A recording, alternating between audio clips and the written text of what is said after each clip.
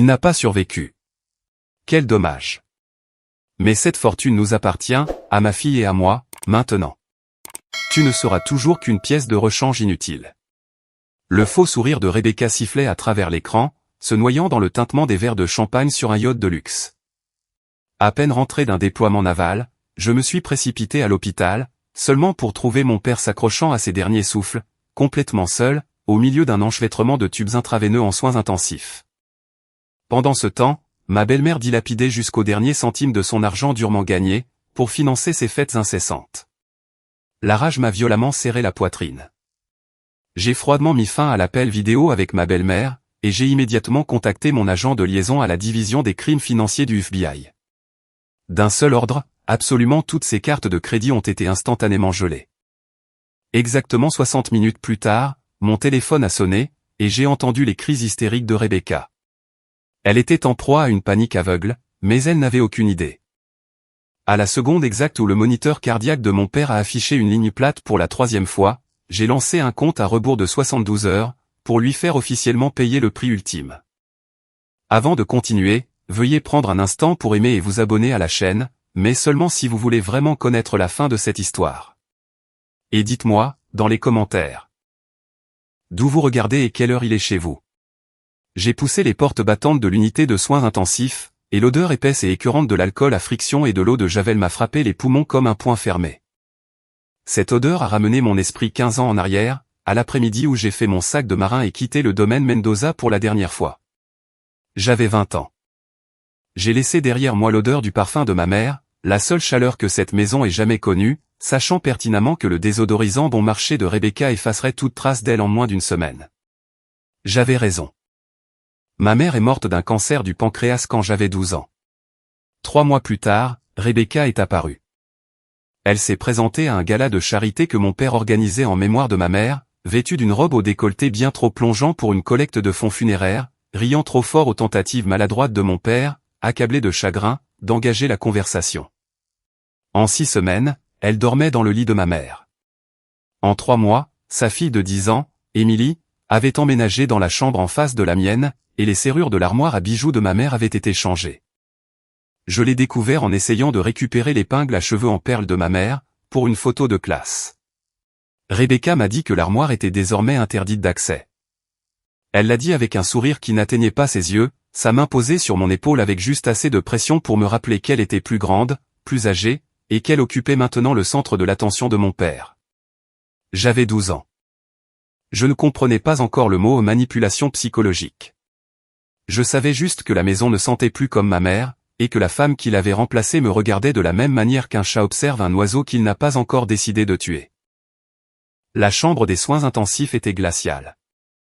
Des tubes fluorescents bourdonnaient au-dessus de ma tête, projetant une lumière verdâtre et maladive sur le carrelage. Mon père, l'homme aux épaules les plus larges du monde, l'architecte qui avait conçu 3 des plus hauts gratte-ciel du centre-ville, était réduit à une coquille translucide sous une fine couverture d'hôpital. Ses pommettes saillaient sous une peau fine comme du papier. Ses poignets, autrefois assez épais pour casser un crayon de dessin en deux, étaient meurtris de pourpre par les insertions répétées de perfusion. J'ai compté les ecchymoses, 7 rien que sur son bras gauche. Personne n'avait changé les sites d'insertion. Personne ne s'en était assez soucié pour essayer. J'ai laissé tomber ma casquette de la marine sur la chaise en métal à côté du lit, le bruit métallique résonnant sur les murs stériles, et je me suis avancé dans le cauchemar que je fuyais depuis 15 ans. Je suis tombé à genoux près du lit. Mes mains, épaissies de callosité à force de hisser des cordages et de frotter le sel marin corrosif sur les ponts d'envol, se sont tendues pour bercer ses doigts osseux et glacés. La culpabilité m'a frappé comme une baïonnette physique se tordant entre mes côtes. Pendant 8 ans, sous le toit de Rebecca, j'avais enduré une campagne psychologique quotidienne conçue pour m'effacer de ma propre famille. Elle a réorganisé le plan de table du dîner pour que je sois toujours à l'extrémité la plus éloignée, la plus proche de la cuisine, comme si j'étais une domestique. Elle a inscrit Émilie au même cours de ballet et a dit au professeur que j'avais abandonné, alors qu'on ne me l'avait jamais demandé. Elle a pris en otage l'attention de mon père, fabriquant des urgences chaque fois que lui et moi avions des projets, une migraine le jour de mon championnat de football, une canalisation qui éclate le matin de mon exposition scientifique. À 18 ans, j'avais cessé d'attendre que mon père se montre. À 20 ans, j'avais cessé d'attendre quoi que ce soit de quiconque partageait mon sang. J'ai choisi la marine, parce que l'océan ne pouvait pas me manipuler. L'océan ne réarrangeait pas les meubles pendant que je dormais. L'océan ne me murmurait pas que j'étais indigne d'être aimé. Un navire de guerre fonctionne sur la discipline, la hiérarchie et le respect mérité, 3 choses que le foyer de Rebecca m'avait systématiquement refusées. Mais, en choisissant l'océan, j'avais abandonné mon père à une fosse de vipères. J'avais échangé ma culpabilité contre ma survie, et les intérêts de cette dette s'étaient accumulés pendant 15 ans. Ces relevés bancaires, que j'avais réquisitionnés pendant le vol depuis Norfolk, montraient une hémorragie financière systématique. Plus de 2 millions d'euros siphonnés en 18 mois. Des affrètements de jets privés. Un contrat de location de yacht au nom de Rebecca. Un appartement à Miami, enregistré au nom de la société écran de Marcus Thorne. Il l'avait dépouillé jusqu'à l'os, pendant qu'il gisait dans ce lit, hurlant pour des analgésiques qui ne sont jamais venus. Ses paupières ont scié, lourdes de fatigue et du brouillard des sédatifs qu'il lui avait injectés. Son regard aéré, sans se fixer, sur les dalles du plafond, avant de se verrouiller enfin sur mon visage. Une faible étincelle désespérée s'est allumée derrière ses pupilles. Ses lèvres gercées se sont entr'ouvertes. Ma fille. Tu es magnifique dans ton uniforme. Je suis désolé. Sa voix était à peine un souffle d'air, mais ces quelques mots portaient le poids écrasant d'un homme qui comprenait son erreur catastrophique. Il avait choisi la solitude plutôt que la vigilance. Il avait laissé Rebecca entrer dans notre maison, parce qu'il ne supportait pas le silence après la mort de ma mère. Et ce seul acte de faiblesse lui avait tout coûté. J'ai serré ses doigts, sentant les os bouger sous la peau. Je voulais lui dire que je lui pardonnais.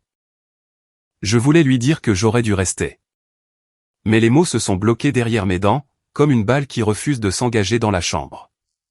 L'électrocardiogramme a affiché une ligne plate. Un son long, perçant et continu à déchirer mes tympans, déchiquetant le silence en morceaux acérés. Des infirmières ont fait irruption par la porte. Un chariot d'urgence a percuté le pied du lit. J'ai été repoussé en arrière, ma colonne vertébrale heurtant la cloison de verre froide qui séparait le box des soins intensifs du couloir. À travers cette paroi transparente, j'ai vu une ombre. Marcus Thorne. Il se tenait dans le couloir, son costume italien sur mesure parfaitement repassé, sa posture détendue, ses mains jointes derrière le dos comme un homme attendant une table dans un grand restaurant. Il n'a pas tressailli à l'alarme. Il n'a pas baissé les yeux. Il m'a simplement fixé, un sourire narquois et condescendant se dessinant au coin de sa bouche. J'avais lu son dossier pendant mon déploiement. 40 ans, gestionnaire de patrimoine, ancien associé de Goldman Sachs qui avait été discrètement licencié pour des irrégularités éthiques que la firme avait étouffées sous un accord financier. Il croyait qu'un salaire militaire faisait de moi une paysanne subventionnée par le gouvernement. Il croyait que ses comptes offshore le rendaient intouchable. J'ai regardé ses pouces voler sur l'écran de son téléphone, envoyant un texto à Rebecca, confirmant le calendrier, confirmant que le vieil homme était presque fini. Mes yeux ont mémorisé chaque contour de son visage suffisant et arrogant, l'angle de sa mâchoire, la légère cicatrice au-dessus de son sourcil gauche, la façon dont sa main droite tremblait, de manière presque imperceptible, quand il a réalisé que je le regardais fixement, sans ciller. Le médecin-chef s'est éloigné du lit. Il a retiré lentement ses gants, et a secoué la tête. Les infirmières ont cessé de bouger. Les machines ont été réduites au silence. Je suis retourné au chevet, le bruit de mes bottes étant le seul son dans la pièce. Je me suis penché, et j'ai doucement effleuré les paupières de mon père du bout des doigts, les fermant pour la dernière fois. La peau était encore chaude. J'ai ravalé la boule brûlante dans ma gorge, forçant chaque larme à redescendre dans ma poitrine, où elle s'est rapidement durcie pour devenir quelque chose de froid et de permanent. J'ai ramassé ma casquette de la marine sur la chaise, j'ai redressé les épaules jusqu'à ce que ma colonne vertébrale soit une tige d'acier, et j'ai exécuté un salut silencieux et impeccable au plus grand architecte que j'ai jamais connu. J'ai maintenu le salut pendant 3 secondes. Puis, j'ai abaissé ma main, j'ai tourné le dos au lit d'hôpital, et j'ai descendu le couloir. Les talons de mes bottes ont claqué sur le linoléum, dans une cadence régulière et mesurée. Je n'ai pas regardé Marcus en le dépassant. Je n'en avais pas besoin. Il était déjà sur la liste. Je ne pleurais pas. Je mènerai une campagne de la terre brûlée, jusqu'à ce que chaque parasite se nourrissant du nom Mendoza soit complètement éradiqué. L'aube a éclaté, en une traînée violette et meurtrie à travers le ciel, alors que j'arrêtais ma berline de location devant le domaine Mendoza. Je n'ai pas pris la peine de chercher les vieilles clés. J'ai levé ma botte droite, et j'ai asséné un violent coup de pied tactique direct, en plein dans le pêne dormant rouillé. La serrure a volé en éclats. Le chambranle de la porte s'est fendu vers l'intérieur, envoyant une pluie de fragments de bois pourris à travers le hall en marbre. Le grand hall d'entrée, qui sentait autrefois les lys frais et le vernis au citron lorsque ma mère était en vie, était un champ de bataille. Des boîtes à chaussures de créateurs abandonnés jonchaient le sol. Des bouteilles de vin vides, certaines laissant encore couler des restes de liquide Bordeaux sur le marbre blanc, étaient éparpillées comme des douilles. Un sac de course Gucci était accroché au porte-manteau antique de ma mère. Je l'ai écarté d'un coup de pied, et j'ai marché droit vers le bureau privé de mon père. Le bureau antique en acajou était enseveli sous des piles vertigineuses de reçus d'achat de luxe, superposés à des contrats de transfert d'actifs rédigés avec précision. Une bouteille à moitié vide de Château Margaux, à 300 € le verre, était posée sur les plans architecturaux originaux de mon père pour la bibliothèque du centre-ville, laissant une tache de vin sombre sur le plan. J'ai tiré la première pile de documents vers moi, et j'ai parcouru les pages. La signature de Rebecca dominait chaque bas de page, écrite dans la même écriture cursive, agressive et en boucle, qu'elle avait utilisée pour signer l'inscription d'Émilie à l'école privée 15 ans plus tôt. C'était à l'époque où mon père était trop plongé dans son deuil, pour lire les factures de scolarité qu'elle glissait entre son courrier du matin. Les dates sur les contrats de transfert coïncidaient précisément avec les semaines où mon père était alité, hurlant de douleur. Elle avait enfoncé un stylo dans sa main tremblante et sédatée, alors qu'il était trop délirant à cause de la douleur non traitée, pour lire les documents qu'elle tenait devant son visage. 3 propriétés transférées à des sociétés écrans liées à Marcus Thorne. 2 comptes d'investissement liquidés, les fonds virés vers une holding offshore aux îles Caïmans. Une police d'assurance vie, avec le bénéficiaire principal changé de mon nom à celui d'Émilie, daté de 6 semaines avant son hospitalisation finale. La signature sur le formulaire de changement était tremblante et irrégulière, l'écriture d'un homme qui pouvait à peine tenir un stylo. Sous cette pile, j'ai trouvé le reçu d'un service d'ambulance privée qui avait transporté mon père du manoir à un établissement de soins secondaires, et non à l'hôpital, pour une période de 72 heures qui n'apparaissait nulle part dans ses dossiers médicaux officiels. 72 heures non comptabilisées. J'ai photographié chaque page avec mon téléphone, le flash illuminant le bureau sombre par des éclats nets et cliniques, projetant des ombres dures sur les murs d'une pièce qui avait autrefois senti les lys frais de ma mère, et qui empestait maintenant la cupidité tachée de vin. J'ai sorti mon téléphone, et j'ai composé le numéro de Rebecca en appel vidéo. L'écran a explosé, sous les basses puissantes de la musique d'une fête sur un yacht. Le visage d'Émilie a rempli le cadre en premier. Elle était drapée dans un bikini de créateur blanc, sa peau bronzée par pulvérisation luisant sous le soleil tropical, une flûte de champagne millésimée pendant à ses doigts manucurés. Elle a plissé les yeux vers la caméra, reconnaissant mon visage, et ses lèvres se sont retroussées en un rictus vicieux. Oh, regarde. La sœur de la marine est enfin de retour. Maman, un peu en retard, non. Elle a insisté sur le mot au retard, avec une moue théâtrale, inclinant son verre de champagne dans un simulacre de toast. Derrière elle, 2 jeunes hommes en maillot de bain, de l'âge d'aller à l'université, riaient de quelque chose hors champ. L'existence entière d'Émilie était une performance financée par de l'argent volé. Chaque marque de créateur dont elle drapait son corps était une tentative désespérée de compenser le fait qu'elle n'avait jamais gagné un seul euro par ses propres efforts. Elle avait bâti sa popularité sur Instagram sur l'illusion d'une richesse héritée, et regarder ma poitrine couverte de décorations militaires ne faisait que lui rappeler qu'elle était une fraude, une dépendante creuse, vivant à l'intérieur de l'escroquerie de sa mère. Rebecca a violemment arraché le téléphone des mains d'Émilie. Elle s'est penchée vers la caméra, son visage chirurgicalement retendu s'étirant en un large et troublant sourire, qui n'atteignait pas ses yeux. Le botox avait figé son front en un masque permanent, mais les muscles de sa mâchoire se contractaient, sous une hostilité à peine contenue. Il est parti. Quel dommage. Mais tu devrais te souvenir que cette fortune est maintenant la mienne et celle de ma fille. Tu n'es qu'une paria. Sa voix portait la même douceur empoisonnée qu'elle avait utilisée, le soir où elle m'avait dit, à 12 ans, que ma chambre allait être transformée en dressing pour Émilie. Que les bijoux de ma mère avaient été donnés à une vente aux enchères caritatives. Que si je voulais dîner, je pouvais manger une fois la famille servie. Elle avait passé 15 ans à perfectionner l'art de me faire sentir comme une invitée dans ma propre maison. Et maintenant, elle déclarait une victoire totale sur la succession d'un homme mort. Je suis resté parfaitement immobile, les muscles de mon visage figés en un masque d'impassibilité absolue. Mes doigts étaient recroquevillés, mes ongles taillés s'enfonçant si férocement dans mes paumes, que du sang chaud s'est accumulé dans les plis de mes lignes de vie. J'ai laissé Rebecca savourer son triomphe creux, pendant 3 secondes angoissantes. J'ai laissé Émilie glousser en arrière-plan, prenant une autre gorgée de champagne, complètement isolée par la réalité fabriquée de sa mère. Puis, j'ai parlé, ma voix tombant dans un registre létal et basse fréquence, que j'avais perfectionné au cours d'années à donner des ordres sur la passerelle d'un navire, pendant de fortes tempêtes. Continuez simplement à en profiter, ai-je grondé, parce que c'est le tout dernier repas que vous avalerez avec l'argent des Mendoza. J'ai appuyé sur le bouton rouge, coupant la communication. Le bureau a replongé dans un silence suffocant. Le sang sur mes paumes avait déjà commencé à sécher. À 14 heures, je me trouvais dans le bureau hautement sécurisé de l'amiral Richaret, à l'annexe du renseignement naval de Norfolk. L'air sentait le café noir fort, le coton amidonné, et la faible odeur métallique des équipements de communication cryptés, qui bourdonnaient derrière les murs. Richard était assis derrière son bureau en chêne, son visage taillé dans le même granit que celui qui borde les couloirs du Pentagone. Nous avions servi ensemble sur l'USS Eisenhower, lors d'une opération classifiée dans le détroit d'Ormuz, il y a 8 ans. Une conduite de carburant s'était rompue pendant une tempête, et j'avais rampé dans un compartiment inondé pour fermer manuellement la vanne, pendant que le reste de l'équipe de contrôle des avaries évacuait.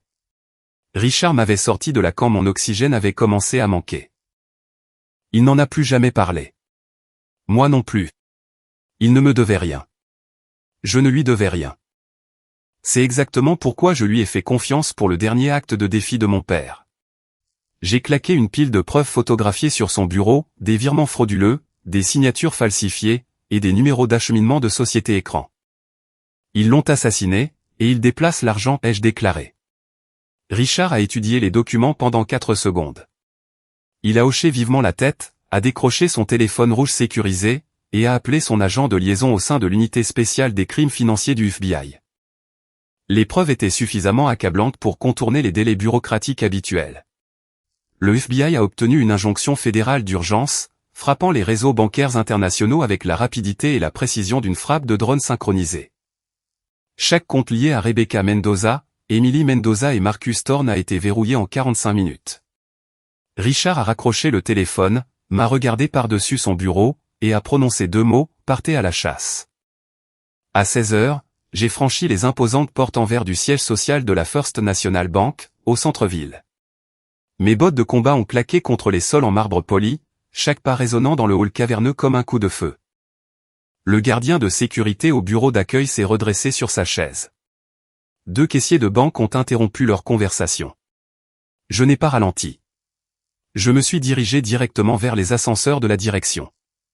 Marcus Thorne est sorti de derrière un pilier de marbre, me barrant le passage. Il a ajusté sa cravate en soie d'une main, un geste conçu pour me rappeler la différence de prix entre sa garde-robe et mon uniforme. Il s'est penché en avant, se plantant sur ma trajectoire. « Capitaine, l'armée vous a appris à tenir une arme, pas à gérer des flux de trésorerie. Rebecca a déjà une longueur d'avance sur vous. » Il a livré l'insulte avec un petit rire répété, ses yeux se tournant de côté vers les gardes de sécurité, pour s'assurer qu'il avait des témoins. Il croyait sincèrement que ses comptes offshore et ses structures de société écran faisaient de lui un dieu marchand parmi les paysans. Je n'ai pas ralenti. Je suis entré directement dans son espace personnel, assez près pour sentir l'eau de Cologne au bois de santal, qui masquait l'odeur aigre de la transpiration nerveuse en dessous. Il a été forcé de tendre le cou vers le haut pour maintenir le contact visuel. J'ai regardé à travers ses pupilles, par-delà l'arrogance, par-delà la coupe de cheveux hors de prix, directement dans le lâche tremblant qui se cachait derrière 30 ans d'argent des autres. J'ai baissé la voix à un murmure que lui seul pouvait entendre. Je ne connais pas grand-chose à l'argent, mais je suis une experte pour traquer les criminels. Voyons comment votre argent vous sauvera. Devant un tribunal du renseignement militaire. Le sang a quitté ses joues en temps réel. Sa mâchoire s'est serrée si fort que j'ai entendu ses molaires grincer. Ses mains, qui ajustaient sa cravate avec une confiance étudiée, sont tombées le long de son corps, et se sont raidies. L'encre mémorielle la plus profondément enfouie dans la psychologie de Marcus Thorne n'était pas la cupidité. C'était la lâcheté. Il avait passé toute sa carrière à se cacher derrière des feuilles de calcul et des virements cryptés, parce qu'il était physiquement terrifié par les hommes qui portaient une autorité et des armes réelles. On pouvait soudoyer des comptables civils. Des agents fédéraux soutenus par l'armée, non. J'ai soutenu son regard pendant 2 secondes de plus, regardant la menace voyager de ses oreilles à son tronc cérébral. Regardant l'arrogance se vider de sa posture, de la même manière que la couleur se vide des lèvres d'un homme mourant. Puis, j'ai délibérément fait un pas en avant, mon épaule gauche heurtant sa poitrine alors que je le dépassais. L'impact était précis, délivré avec la force contrôlée de quelqu'un entraîné au combat rapproché, assez fort pour le faire chanceler, mais assez léger pour paraître accidentel sur n'importe quel enregistrement de caméra de sécurité. Il a trébuché en arrière, ses mocassins polis crissant sur le marbre lustré. Sa main s'est projetée pour s'agripper au pilier de marbre, ses doigts manucurés raclant la pierre. Les 2 caissiers derrière le comptoir regardaient en silence, figés, leurs mains planant au-dessus de leur clavier. Le gardien de sécurité étudiait son bureau, comme si les procédures d'urgence plastifiées étaient soudainement devenues une littérature fascinante. Marcus Thorne se tenait seul au milieu du hall, sa cravate en soie de travers. Son sang-froid était brisé, son téléphone vibrant déjà dans sa poche de poitrine avec la première de ce qui serait des dizaines de notifications de panique, de ses contacts bancaires offshore, confirmant que chaque compte portant son nom avait été signalé pour une enquête fédérale. Je suis entré dans l'ascenseur sans regarder en arrière. Les portes en laiton se sont refermées dans un carillon, le scellant de l'autre côté. La première salve avait touché sa cible en plein cœur, et la cible commençait à saigner. Minuit a enveloppé le manoir Mendoza d'une ombre épaisse. J'étais assise seule dans le bureau de mon père, triant les derniers documents financiers, quand mon téléphone a vibré contre le bureau en acajou. Un texto d'Emily. L'écran s'est illuminé d'une série d'émojis moqueurs, suivi de quelques mots empreints d'un venin numérique. Va voir ce que ton stupide vieil homme a caché dans la cave à vin. Elle essayait de m'humilier. Elle supposait que je ne trouverais rien d'autre que de la poussière et de vieux regrets. Que je m'agenouillerais dans le sous-sol sombre et que je pleurerais sur les ruines de mon enfance, pendant qu'elle faisait la fête sur un yacht payé avec le sang de mon père. Son besoin pathologique d'affirmer sa domination sur la fille biologique était une compulsion qu'elle ne pourrait jamais contrôler. Elle me voulait briser. Elle avait complètement sous-estimé ma discipline opérationnelle. Je suis descendu par l'escalier en bois qui craquait, jusqu'à la cave. La 3e marche a gémi sous mon poids, le même gémissement qu'elle faisait quand j'avais 9 ans, et que je descendais en cachette pour voler un grain de raisin de la collection de vin de mon père. L'air était épais de l'odeur humide et terreuse des vieux bouchons de liège, de la pierre froide, et d'autres choses, une faible trace chimique qui n'avait rien à faire là. De l'eau de Javel. Quelqu'un avait nettoyé quelque chose ici, récemment. Ma lampe de poche tactique a projeté un faisceau blanc et étroit à travers l'obscurité. Des rangées de bouteilles de vin poussiéreuses bordaient les casiers, mais plusieurs emplacements étaient vides, leurs berceaux en bois fraîchement essuyés. Quelqu'un avait retiré des bouteilles, et les avait remplacées. J'ai commencé un balayage systématique, grille par grille, des murs de briques, passant mes doigts le long des joints de mortier froid, à la recherche de toute irrégularité dans la texture. Sur le muret, rien. Sur le mur sud, rien que des toiles d'araignée et de la condensation. Le bout de mes doigts a accroché une légère élévation anormale, derrière le 3e casier à vin en partant de la gauche. Une section où le mortier était plus récent que ses voisins, plus lisse, appliqué par quelqu'un qui comprenait la maçonnerie à un niveau professionnel. Un architecte. Un souvenir m'a frappé en pleine poitrine, avec une force suffisante pour faire plier mes genoux. J'avais 9 ans, assise en tailleur sur ce même sol, le béton froid à travers mon pyjama, regardant mon père m'apprendre à jouer aux échecs sur un échiquier pliant, en équilibre sur un tonneau de vin. Ma mère était à l'étage, fredonnant en faisant la vaisselle du dîner, le son flottant à travers le plancher comme une berceuse. Mon père a déplacé son roi dans une position apparemment exposée sur l'échiquier. J'ai tendu la main vers son fou, pensant l'avoir pris en erreur. Il a doucement attrapé mon poignet. « Protège la reine » avait-il murmuré, ses yeux pétillants sous l'unique ampoule du plafond. Même si cela signifie que le roi doit tomber. Le sacrifice et la stratégie. Je n'avais pas compris la leçon. Mais, debout dans la même cave 26 ans plus tard, mon père mort et enterré, je l'ai comprise avec une clarté absolue et dévastatrice. Il était le roi. J'étais la reine.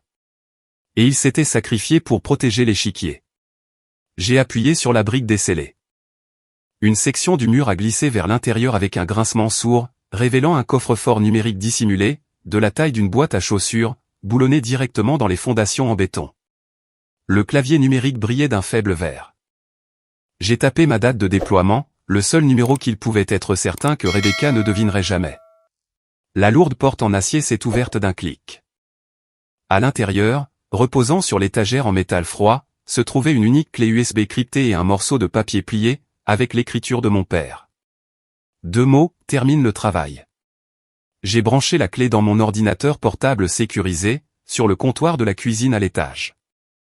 L'écran a vacillé, projetant une lueur bleue et dure sur mon visage dans la pièce sombre. Mon père est apparu à l'écran. Son visage était profondément creusé, ses pommettes assez saillantes pour couper du papier, et sa peau luisait de sueur froide. Mais ses yeux brûlaient d'une clarté terrifiante, que je n'avais pas vue depuis avant l'arrivée de Rebecca dans nos vies.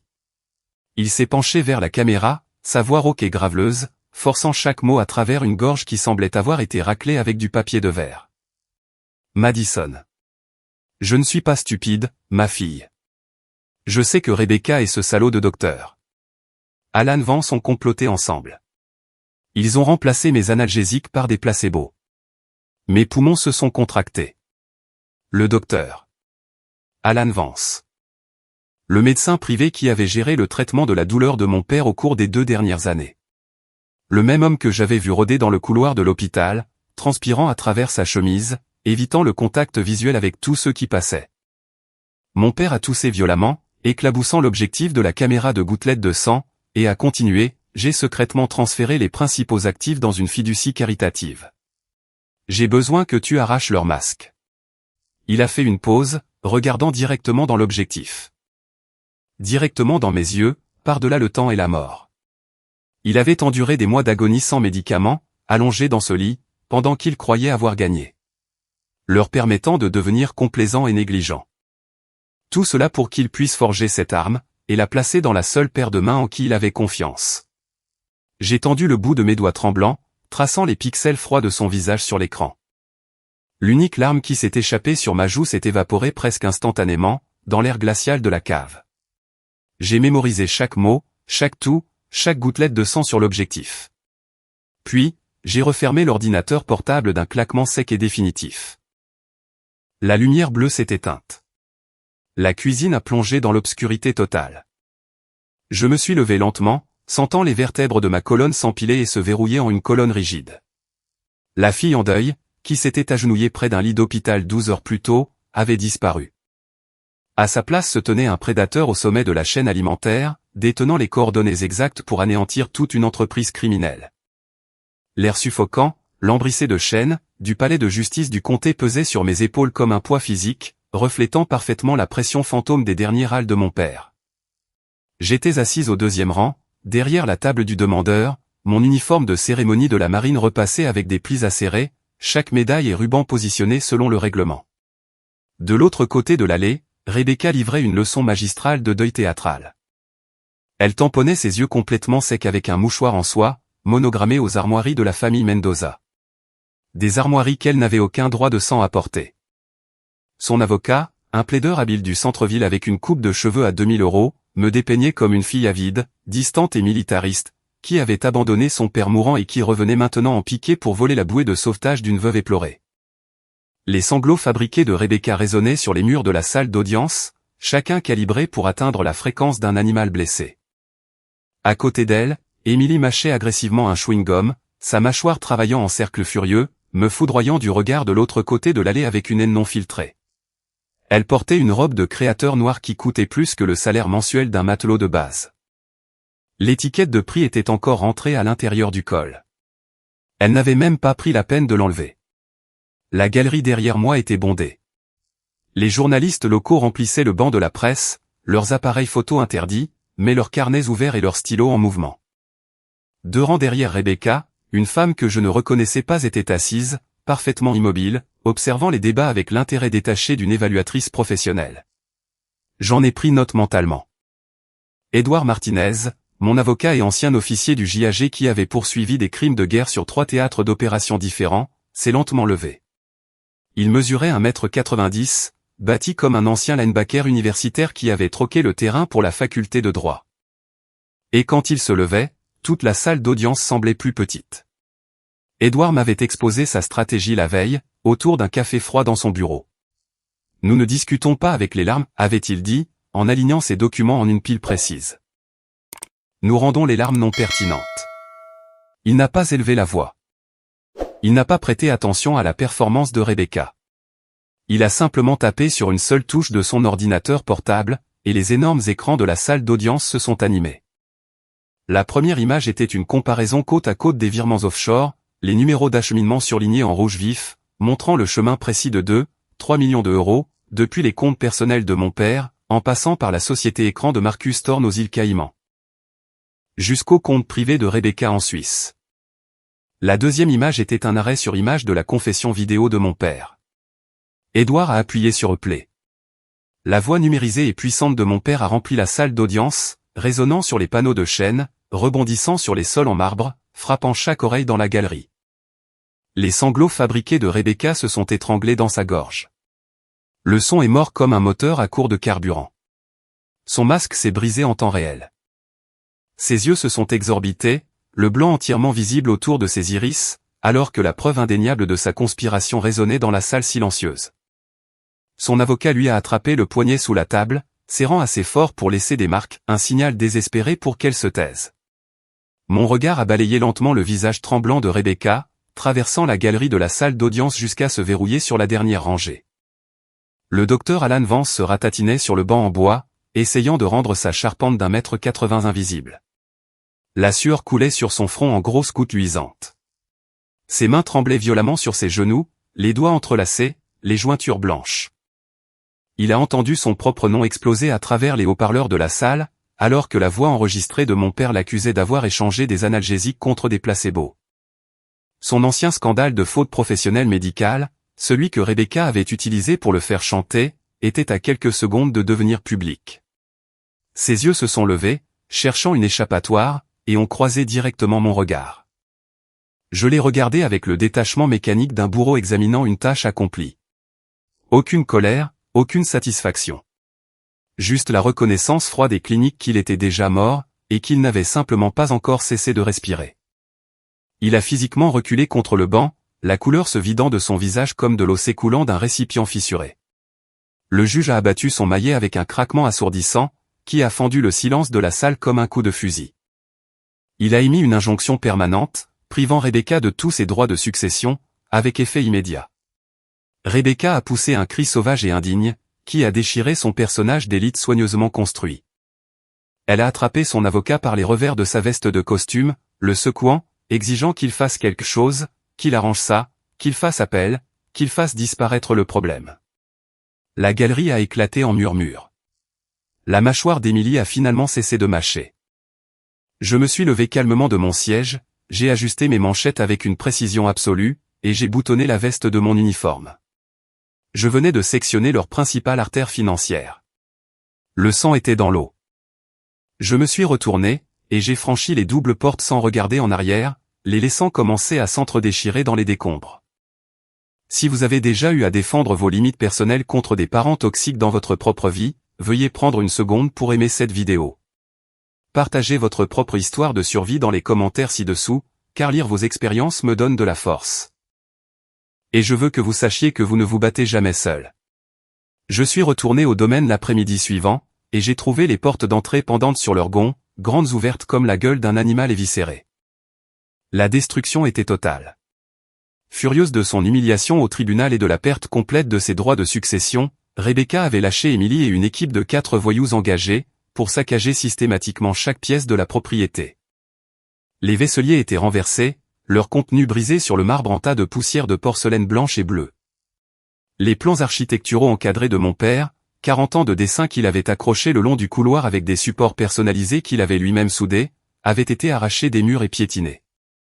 Sa table à dessin dans le bureau était renversée sur le côté, les bras de précision cassés en deux. Les photographies de famille avaient été retirées des étagères, et le verre brisé, les photos laissées face contre terre dans les débris. J'ai traversé le hall, mes bottes crissant sur la porcelaine brisée, et je me suis arrêté net. Émilie se tenait au centre du salon, entourée de débris, tenant l'épingle à cheveux en perles vintage de ma mère biologique. Le seul héritage qu'il me restait, le seul objet physique me reliant à la femme qui m'avait tressé les cheveux chaque matin avant l'école, qui avait fredonné des hymnes en cuisinant le dîner, qui était morte avec mon nom sur les lèvres. Les yeux d'Émilie brûlaient d'une rage frénétique et jalouse, qui allait bien au-delà de la défaite au tribunal. Elle ne supportait pas le fait que je possédais un véritable héritage, une véritable lignée, alors qu'elle n'était rien de plus qu'une squatteuse dormant dans des draps volés. Elle a levé l'épingle à cheveux à hauteur des yeux, s'assurant que je pouvais voir chaque perle, et ses lèvres se sont retroussées en un grognement. Les déchets de cette femme pathétique appartiennent à la poubelle, a-t-elle hurlé, et elle a jeté l'épingle sur le sol en marbre. Elle a levé son talon aiguille de créateur, et l'a écrasé directement sur les perles délicates. Je les ai entendues craquer, un son semblable à de minuscules os qui se brisent. Le grondement sourd d'un moteur V8 a vibré à travers les fenêtres brisées. La berline de luxe noire de Marcus a roulé sur la pelouse avant, écrasant les aménagements paysagers sous ses larges pneus. Il a coupé le moteur, mais n'est pas sorti du véhicule. Au lieu de cela, il a baissé sa vitre teintée, a sorti un épais cigare importé de sa poche de poitrine, et a pris son temps pour l'allumer. Il a soufflé un dense nuage de fumée grise et âcre dans ma direction, les vapeurs flottant à travers la porte cassée et se mélangeant à la poussière du hall détruit. Il a penché la tête en arrière contre l'appui-tête en cuir, affichant un large sourire arrogant. Il faisait une déclaration. Son argent sale avait orchestré cette destruction, et il était assez confiant pour s'asseoir au premier rang et regarder. Il voulait que je crie. Il voulait que je tombe à genoux et que je rassemble les perles brisées avec des mains tremblantes, confirmant tout ce qu'il croyait sur les femmes en uniforme. Il voulait que je craque. Le feu dans ma poitrine s'est solidifié en quelque chose de permanent. Je n'ai pas élevé la voix. Je ne me suis pas penché pour toucher les perles brisées. J'ai calmement sorti mon smartphone de la poche de mon uniforme, et j'ai appuyé sur le bouton d'enregistrement. J'ai balayé la pièce avec la caméra, dans un arc lent et régulier, capturant les meubles renversés, les plans détruits, les empreintes de bottes dans la poussière de porcelaine. J'ai zoomé sur le visage d'Émilie, saisissant le moment exact où sa rage a vacillé pour devenir de la peur, alors qu'elle réalisait ce que je faisais. J'ai incliné la caméra à travers la fenêtre cassée, verrouillant le cadre sur la plaque d'immatriculation de Marcus, son visage, et le cigare entre ses doigts. Puis, j'ai composé le numéro du commissariat local. Ma voix, aussi égale et détachée que celle d'un contrôleur aérien donnant des coordonnées de piste. Oui, j'ai une effraction et une destruction de preuves en cours, au 44 117 Ridgecrest Drive. Plusieurs suspects sur les lieux. Le sourire de Marcus s'est évanoui. Le cigare s'est figé à mi-chemin de ses lèvres. La braise au bout a tremblé. J'ai baissé le téléphone, et j'ai fait 3 pas délibérés vers la porte brisée, assez près pour que Marcus entende chaque syllabe à travers sa fenêtre ouverte. Les rats mordent toujours le plus fort, juste avant d'être jeté en cage, ai-je déclaré, ma voix résonnant avec une létalité cristalline sur la pelouse en ruine. Marcus s'est raidi sur son siège en cuir, ses doigts tremblant si violemment qu'un morceau de cendre brûlante est tombé de son cigare sur le cuir de couleur crème, y gravant une marque noire. Émilie se tenait figée au centre du salon, entourée des preuves de sa propre crise de colère, son talon de créateur reposant toujours sur les perles écrasées. La prise de conscience a frappé son visage au ralenti. Son vandalisme venait de me livrer sur un plateau d'argent une accusation documentée de violation de domicile et de destruction de preuves. J'ai enjambé le verre brisé, et je me suis dirigé vers ma voiture. Ils avaient essayé de briser ma psyché en détruisant la dernière relique de ma mère. Au lieu de cela, ils avaient enroulé le nœud coulant autour de leur propre cou, et m'avaient tendu l'autre bout de la corde. L'air, à l'intérieur du bureau de l'inspecteur James Morale, sentait le café rassis, l'encre d'imprimante chaude et la faible odeur chimique des documents expurgés. Morale était assis derrière son bureau en métal cabossé. Vétéran de 20 ans de l'unité des crimes majeurs du comté, avec un visage qui semblait avoir été taillé dans du vieux cuir. Il a jeté un épais dossier sur le bureau entre nous, la couverture en manille estampillée d'un sceau rouge classifié. « Je vais être franc avec vous, capitaine, a-t-il dit en se frottant la mâchoire. Ce n'est pas une simple affaire de croqueuse de diamants. Il a ouvert le dossier. La première page était un rapport de renseignement fédéral, liant Rebecca à un syndicat criminel multi-État, connu en interne sous le nom de Réseau de la Veuve Noire, un cercle d'arnaqueuses professionnelles qui ciblait spécifiquement des hommes riches en phase terminale. Rebecca n'était pas une opportuniste au hasard qui était tombée dans la vie de mon père. Elle était une opératrice expérimentée. Marcus Thorne était son blanchisseur d'argent attitré, responsable du déplacement des actifs volés à travers une série de sociétés écrans offshore, avant même que les familles des victimes ne puissent entamer les procédures de succession. Et le docteur Alan Vance était le médecin corrompu du réseau, l'homme chargé de falsifier les certificats de décès, de manipuler les médicaments et de s'assurer que les cibles se détérioraient assez rapidement pour empêcher toute intervention. Mon père n'était pas leur première victime. Moral a fait glisser 3 autres dossiers sur le bureau, les étalant comme un croupier distribuant des cartes. 3 autres hommes riches de la région des 3 États, tous morts au cours des 5 dernières années. Tous traités par le docteur Vance. Tous avec de nouvelles épouses qui étaient apparues quelques mois après leur diagnostic terminal. Le premier était un magnate du transport maritime à la retraite, dans le Connecticut, âgé de 71 ans, dont la seconde épouse avait disparu avec 4 millions d'euros 3 semaines après sa mort. Le second était un gestionnaire de fonds spéculatifs veuf, dans le New Jersey, âgé de 68 ans, dont le médecin privé, le docteur Alan Vance, avait prescrit un traitement expérimental contre la douleur qui avait accéléré sa défaillance d'organes. Le troisième était un promoteur immobilier du nord de l'État de New York, dont la fille avait intenté un procès pour homicide involontaire qui avait été discrètement réglé à l'amiable lorsque le témoin clé, une infirmière à domicile, avait disparu de l'État. Le schéma était chirurgical. Identifier la cible. L'isoler de sa famille biologique, installer le médecin, drainer les actifs, accélérer la mort, faire disparaître les preuves. Mon père avait été leur cible la plus ambitieuse, et leur erreur la plus dangereuse. Parce que mon père s'était battu, de l'intérieur. Une action en justice civile ne suffira pas, capitaine, a marmonné Moral, en se penchant en arrière dans sa chaise qui grinçait, les ressorts gémissant sous son poids. Ces professionnels se disperseront comme des cafards, dès qu'ils sentiront une affaire fédérale. Nous avons besoin d'une confession de l'intérieur, et nous en avons besoin avant que les avocats de Marcus ne trouvent un moyen de débloquer son passeport. J'ai regardé les photos d'identité judiciaire épinglées sur le tableau en liège, derrière son bureau. La photo d'arrestation de Rebecca, pour une accusation de fraude datant de 10 ans dans l'Ohio, qui avait été mystérieusement classée sans suite après que l'officier qui l'avait arrêté eut pris une retraite anticipée, avec une indemnité non divulguée.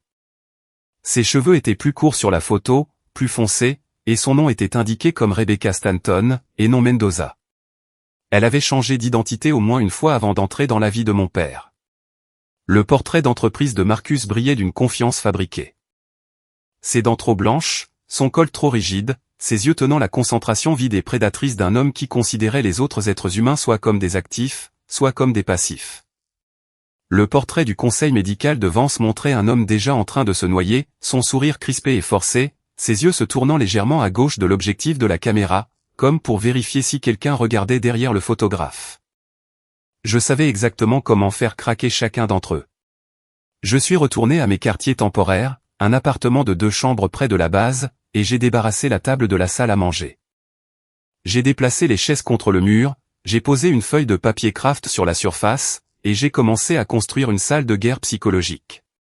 Des photos de surveillance imprimées à gauche. Des organigrammes financiers dessinés sur des bloc-notes au centre. Une chronologie de chaque interaction, chaque transaction, chaque visite à l'hôpital, chaque journal d'appel téléphonique, le long du bord droit, codé par couleur avec des surligneurs.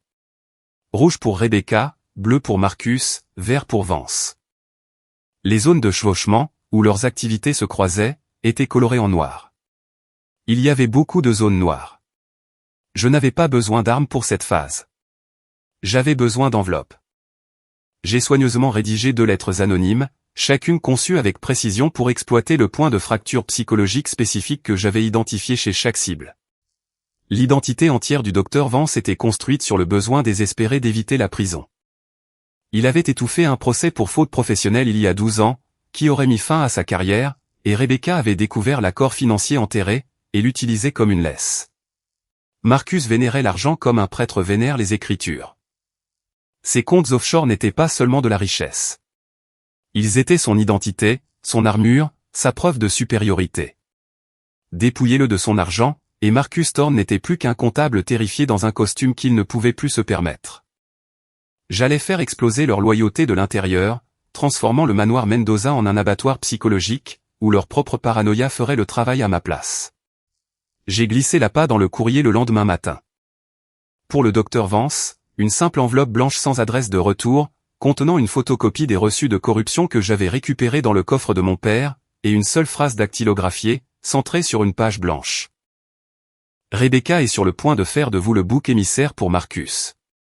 Pour Marcus, un colis par coursier prioritaire, contenant des photographies de surveillance haute résolution de ses comptes cachés aux îles Caïmans. Chacune estampillée d'un marqueur de preuve rouge du FBI, accompagnée d'une note dactylographiée, l'argent ne peut plus vous sauver. J'ai léché les seaux, goûtant l'adhésif amer sur ma langue. Chaque enveloppe était une injection de paranoïa soigneusement mesurée, conçue pour rompre la confiance fragile qui maintenait leur syndicat. Une confiance bâtie sur la cupidité s'effondre dès que l'argent est menacé. Une confiance bâtie sur le chantage s'effondre encore plus vite. J'ai garé ma berline de location de l'autre côté de la rue, en face de la clinique privée de Vance, cet après-midi-là. Moteur éteint, fenêtre entr'ouverte d'1 centimètre pour l'aération. J'ai siroté du café froid dans un thermos, et j'ai attendu. Le camion du coursier s'est arrêté devant l'entrée principale de la clinique à 15h15 précise. Le chauffeur a disparu à l'intérieur pendant moins d'1 minute. J'observais à travers mes jumelles. Moins de 5 minutes après la livraison, Vance a jailli de la porte latérale de la clinique. Sa blouse blanche était à moitié tombée de ses épaules, claquant derrière lui comme une aile brisée. Son visage avait la couleur du béton mouillé. Il a tâtonné avec son téléphone portable, composant un numéro avec des doigts qui tremblaient si fort qu'il a dû s'y reprendre à 3 fois avant que l'appel ne se connecte. Il faisait les 100 pas sur le trottoir, en cercle serré et frénétique, gesticulant sauvagement dans les airs, hurlant dans le téléphone. Il était terrifié à l'idée de porter le chapeau. À l'autre bout de la ville, mes contacts au bureau des marshals fédéraux ont confirmé que Marcus avait immédiatement tenté de réserver un vol aller simple pour Genève, via un service de charter privé, pour découvrir que son passeport avait été signalé pour une restriction de voyage fédérale. Il était piégé. La pression les écrasait de toutes parts. J'avais construit la dernière étape. Il ne restait plus qu'à rassembler les animaux blessés dans une seule pièce, et à les regarder s'entre-déchirer. De lourds nuages noirs ont englouti le ciel de fin d'après-midi. Le tonnerre a grondé au loin, et les premières grosses gouttes de pluie ont commencé à frapper le pare-brise. Rebecca était revenue au manoir Mendoza, m'envoyant un texto pour me proposer une réunion de négociation, afin de discuter d'un règlement équitable. Elle pensait qu'elle gagnait du temps pour planifier une évasion. Elle n'avait aucune idée que j'avais déjà convoqué Vance et Marcus au même endroit, par des messages anonymes séparés, chacun laissant entendre que l'autre était sur le point de les trahir aux autorités. Je me suis garé devant le domaine. La porte d'entrée avait été temporairement réparée avec une plaque de contreplaqué et un cadenas, que j'ai fait sauter avec la clé que Moral m'avait fournie. J'ai franchi l'entrée de fortune, et je suis entré dans le salon faiblement éclairé. L'électricité avait été partiellement rétablie, mais la moitié des luminaires du plafond avaient été brisés par le vandalisme d'Emily, plongeant la pièce dans un patchwork de lumière crue et d'ombre profonde. Ils étaient déjà tous les trois là, éparpillés dans la pièce comme des animaux hostiles forcés dans la même cage, chacun gardant une distance maximale par rapport aux autres. Rebecca se tenait près de la cheminée froide et remplie de cendres, les bras étroitement croisés sur sa poitrine. Sa mâchoire était si serrée que les tendons de son cou ressortaient comme des câbles. Elle avait perdu 6 kilos depuis le procès. Sa robe de créateur pendait lâchement sur ses épaules. Marcus était appuyé contre le mur du fond, près de la fenêtre condamnée, sa cravate desserrée, sa chemise sortie d'un côté, ses yeux injectés de sang passant des 2 sorties qu'il avait déjà identifiées. Il ne s'était pas rasé depuis des jours. Vance était perché sur le bord même du canapé, son genou rebondissant si vite que le coussin en cuir vibrait.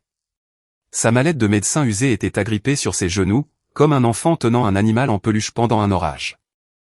Ses ongles étaient rongés jusqu'au vif, les cuticules à vif et saignantes. Aucun d'eux ne s'attendait à ce que les autres soient là. Rebecca regardait Vance avec un mépris non dissimulé. Vance fixait le sol, refusant de croiser son regard. Marcus nous observait tous les trois, avec le désespoir acculé d'un homme calculant la distance jusqu'à la sortie la plus proche.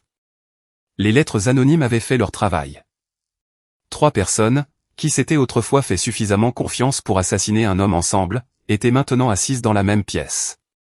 Chacune convaincue que les 2 autres étaient sur le point de la trahir. J'ai pleinement pénétré dans la pièce, sentant le verre brisé craquer sous mes bottes. J'ai tendu la main derrière moi et j'ai poussé le lourd penne dormant en laiton, l'enfonçant d'un seul coup agressif. Le cliquetis métallique a résonné dans la maison en ruine, comme une porte de cellule claquant sur une condamnation à perpétuité. Dehors, sous la pluie battante, l'inspecteur moral et son unité tactique de 6 hommes étaient déjà en position, derrière les haies. Leur caméra corporelle enregistrait, leur radio réglée sur le microphone sans fil que j'avais scotché sous la table basse 2 heures plus tôt. Je ne me suis pas assise. Je n'ai pas offert de politesse. J'ai violemment claqué les dossiers médicaux originaux du docteur Vance sur la table basse en verre.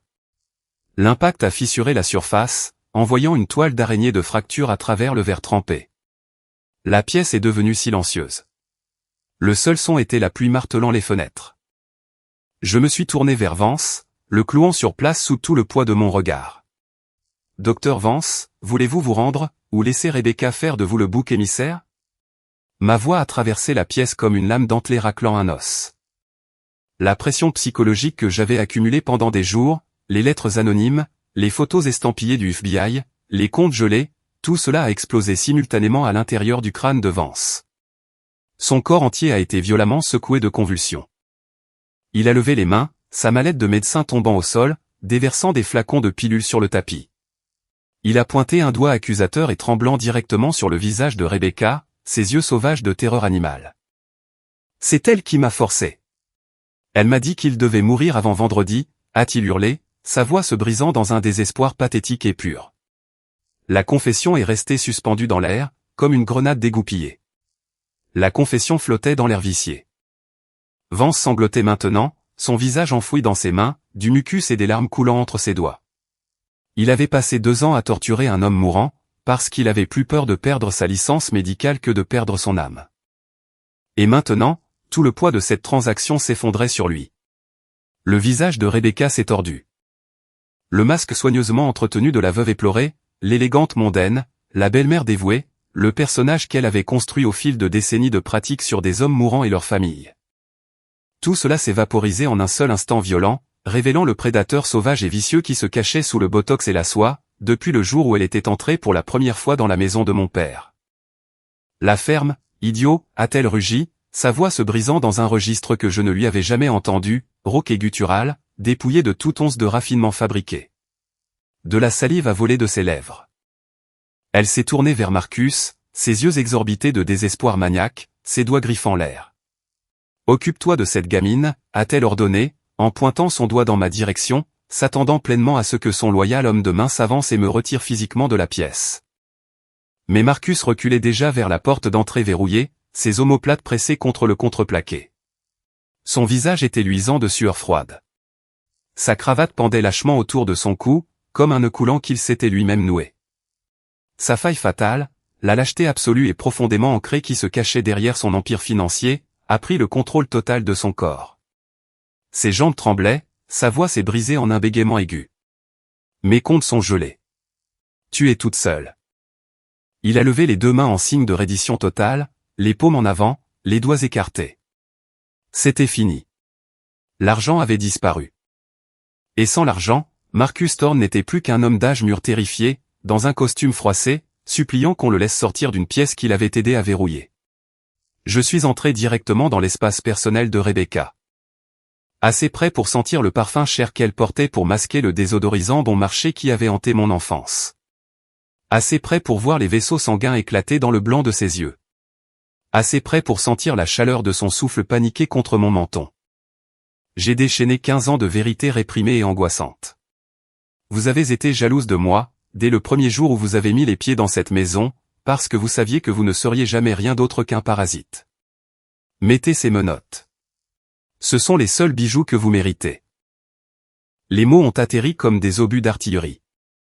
Le visage de Rebecca s'est effondré. Chaque muscle de sa façade soigneusement reconstruite a cédé d'un coup. Au moment exact où la dernière syllabe a quitté ma bouche, Moral a enfoncé la porte latérale. Le cadre a explosé vers l'intérieur. Des officiers armés ont envahi le salon depuis 3 points d'entrée, leurs lampes de poche tactique tranchant à travers l'obscurité sombre et trempée de pluie. Rebecca a poussé un cri, un son si aigu et si brut qu'il a fait craquer le verre déjà fracturé de la table basse. Elle s'est débattue sauvagement, alors qu'un officier lui tordait les bras derrière le dos et que les menottes en acier froid lui mordaient les poignets. Vance s'est laissé tomber à genoux volontairement, sanglotant, les mains déjà derrière la tête. Marcus se tenait immobile contre le mur, ses mains vides toujours levées, son visage un masque blanc de défaite. Dehors, le bruit de pneus crissant a déchiré la tempête. Émilie, qui attendait dans sa voiture de sport dans l'allée, a écrasé l'accélérateur dans une panique aveugle à la vue des gyrophares de la police. Sa voiture a dérapé sur la chaussée mouillée, et s'est écrasée violemment contre une voiture de patrouille en stationnement. Les airbags se sont déployés. De la vapeur a sifflé du capot froissé. Un officier a arraché sa portière, et l'a traîné sur l'asphalte mouillé. Les méchants étaient anéantis. Absolument tous. Des mois ont passé. Le procès a duré 7 semaines de témoignages, 400 pièces à conviction, et a entraîné la désintégration psychologique complète de chaque accusé. Rebecca a témoigné pour sa propre défense et a duré exactement 14 minutes sous contre-interrogatoire, avant qu'Edouard Martinez ne la coince avec les dossiers de fraude de l'Ohio et les documents de changement d'identité. Elle a hurlé sur le juge, a traité le jury de paysan, et a dû être physiquement maîtrisée par 2 huissiers. Le jury a délibéré pendant moins de 3 heures. Rebecca a été condamnée à 32 ans dans un pénitencier fédéral à sécurité maximale, pour racket, fraude, complot en vue de commettre un meurtre et abus de personnes âgées. Elle a été conduite hors de la salle d'audience dans une combinaison orange, son visage chirurgicalement perfectionné démaquillé pour la première fois depuis que je la connaissais. Elle avait l'air vieille. Elle avait l'air ordinaire. Elle ressemblait exactement à ce qu'elle avait toujours été, une femme désespérée d'une ville ruinée de l'Ohio, qui avait essayé de voler une vie qu'elle ne pourrait jamais mériter. Émilie a été condamnée à 12 ans, en tant que complice et pour obstruction à la justice. Son compte Instagram a été suspendu quelques heures après le verdict. Ses 1,2 million d'abonnés se sont évaporés du jour au lendemain, migrant vers la prochaine personnalité fabriquée sans un regard en arrière. Marcus a perdu chaque centime de sa fortune offshore. 47 millions, répartis sur 6 juridictions, ont été saisis par le gouvernement fédéral. Il a été condamné à 20 ans pour blanchiment d'argent et racket. Ses costumes italiens ont été remplacés par des treillis de prison standard. Le docteur Alan Vance a été définitivement radié de l'ordre des médecins par le Conseil de l'État et condamné à 15 ans. Il a pleuré ouvertement, alors que l'huissier le conduisait hors de la salle d'audience, menotté, ses épaules secouées par la même lâcheté pathétique qui lui avait permis de torturer un homme mourant pour un salaire. Les 3 autres affaires de la veuve noire, que Morale avait identifiées, ont été rouvertes sur la base des preuves de notre procès. 2 familles ont reçu des indemnités pour homicide involontaire.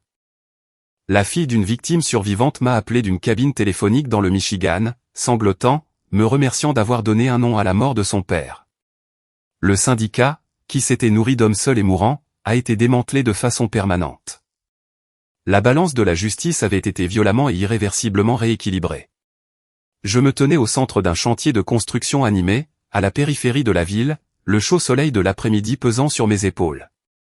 Je ne portais pas mon uniforme de cérémonie de la marine aujourd'hui.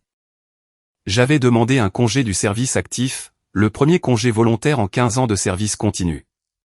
Juste une simple chemise en coton blanc, un jean civil et des bottes de travail couvertes de la même argile rouge qui avait taché les bottes de mon père, lorsqu'il arpentait les chantiers de construction en tant que jeune architecte. Derrière moi, des poutres d'acier s'élevaient contre le ciel clair, l'ossature d'un bâtiment qui deviendrait le centre d'architecture John Mendoza. L'immense fortune de mon père, la véritable fortune qu'il avait secrètement transférée dans la fiducie caritative pendant que Rebecca était occupée à vider les comptes leur, était utilisée pour réaliser son dernier vœu. Le centre abriterait une école d'architecture gratuite pour les étudiants à faible revenu, une galerie permanente présentant 40 ans de ses créations, et un fonds de bourse d'études complète au nom de ma mère. J'avais personnellement examiné chaque plan. J'avais personnellement approuvé chaque entrepreneur. J'avais personnellement enfoncé un piquet de cérémonie dans le sol, le jour où les fondations ont été coulées, l'enfonçant avec le même maillet en caoutchouc que mon père avait utilisé sur son premier grand projet en 1985. Un maillet que j'avais trouvé dans une boîte à outils poussiéreuse dans la cave, enveloppé dans un chiffon qui sentait encore faiblement la sueur et son après-rasage. J'ai regardé les grues soulever de lourds blocs de calcaire, les câbles se tendant sous le poids, et j'ai senti la pression écrasante dans ma poitrine commencer enfin à se déplacer. Pas à disparaître. À se déplacer. Certains poids, on les porte toute sa vie. Mais ils s'allègent quand on les transforme en quelque chose qui survit à la douleur. Quelque chose qui se dresse en plein air et qui dit, un homme bon a construit ceci, et sa fille s'est assurée que le monde s'en souviendrait. J'ai baissé les yeux vers la petite main qui serrait mes doigts. Ethan, un survivant du cancer de 7 ans avec une coupe en brosse qui repoussait en douces mèches brunes, m'a regardé avec des yeux brillants, farouchement pleins d'espoir, qui contenaient une profondeur qu'aucun enfant ne devrait posséder. J'avais finalisé son adoption 3 semaines plus tôt, assise dans un tribunal de la famille qui ne sentait en rien comme le tribunal pénal où j'avais démantelé un syndicat. Ses parents biologiques l'avaient abandonné à la naissance, ne laissant derrière qu'un bracelet d'hôpital et un nom griffonné au stylo à billes sur un formulaire d'admission. Il avait passé 5 ans dans le système d'accueil, ballotté entre 3 foyers, avant qu'une tumeur de la taille d'une balle de golf ne soit découverte derrière son œil gauche. Il a enduré 9 mois de chimiothérapie dans un service de pédiatrie, où les infirmières sont devenues ce qu'il avait de plus proche d'une famille. L'amiral m'avait mis en contact avec l'agence d'adoption. Édouard Martinez s'était occupé des démarches juridiques, à titre gracieux. L'assistante sociale m'a dit qu'Ethan n'avait posé qu'une seule question lors de l'audience de finalisation, est-ce qu'elle va rester? Il avait mené sa guerre seul, dans des lits d'hôpital et des foyers d'accueil, avec la même détermination silencieuse et inébranlable que je reconnaissais, parce que je l'avais porté dans mes propres os pendant 35 ans. Aucun de nous n'était plus seul. J'ai levé ma main libre, et j'ai touché le col de ma chemise. Épinglé fermement sur mon cœur se trouvait l'épingle à cheveux en perles vintage de ma mère. J'avais rassemblé chaque morceau brisé sur le sol en marbre du manoir, chaque perle fissurée, chaque fil d'argent tordu, et je les avais apportés à un bijoutier de Norfolk, qui a passé 2 semaines à restaurer minutieusement l'épingle dans sa forme originale. Émilie avait tenté de détruire mon passé. J'avais rassemblé les fragments brisés, et je les avais transformés en armure. Tenant la main d'Ethan, je me suis éloigné du chantier de construction, et j'ai marché sur le sable doux et chaud de la plage. L'océan s'étendait devant nous, plat et argenté, sous la lumière de fin d'après-midi. J'ai fermé les yeux, et j'ai pris une profonde et frémissante inspiration d'air salin dans mes poumons, remplissant chaque recoin, chaque cavité, chaque espace qui avait été occupé par le chagrin et la rage pendant 15 ans. La marine avait été mon évasion. L'océan avait été le seul endroit assez vaste pour contenir ma douleur. J'avais passé 1 décennie et demie à courir vers l'horizon, mettant autant de mille marins que possible entre moi et les personnes qui étaient censées m'aimer. Mais, alors que j'ouvrais les yeux et que je regardais la marée effacer doucement nos empreintes dans le sable, les effaçant aussi facilement que les années avaient effacé la souffrance de mon père, j'ai réalisé que la guerre était enfin terminée. Je n'avais plus besoin de fuir vers l'océan pour ma sécurité. J'avais purgé la corruption du nom de ma famille. J'avais honoré l'héritage de mon père. J'avais restauré la mémoire de ma mère. Et j'avais trouvé, dans la petite poigne chaude de la main d'un petit garçon, l'encre que j'avais cherchée toute ma vie. Le port n'était plus un endroit que je devais fuir. C'était un endroit que j'avais construit de mes propres mains, et j'étais enfin prêt à y rester. Le pardon ne signifie pas de les laisser revenir dans votre vie. Cela signifie de vous libérer de leur chaîne. Alors, si ce parcours a résonné en vous, veuillez laisser un j'aime et vous abonner à ma chaîne. Laissez un commentaire partageant comment vous avez trouvé votre propre paix après la trahison, car vos mots pourraient être la lumière exacte dont quelqu'un d'autre a besoin.